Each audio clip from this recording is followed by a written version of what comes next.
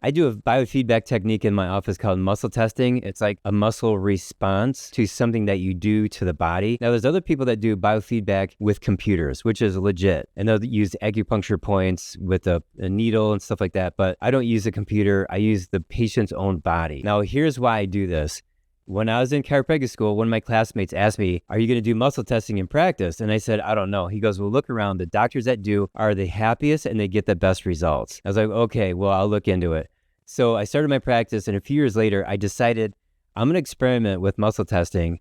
For 1 year, I'm going to look at my new patient's intake form after I do the muscle testing exam. So I didn't know anything about their condition. I just did the muscle testing, wrote down the results, and tried to compare that with what they said in their file. And it was going pretty well. And then one day I had a kid, he was probably 10 years old. I was muscle testing him and his mom was there. And I said to his mom, he's got so much yeast that's coming out of his ears. Now, the reason why I said that is because I grew up on a farm and we grew 350 acres of sweet corn every year. And some years or some days, the sales were slow. You have to harvest sweet corn at the right time.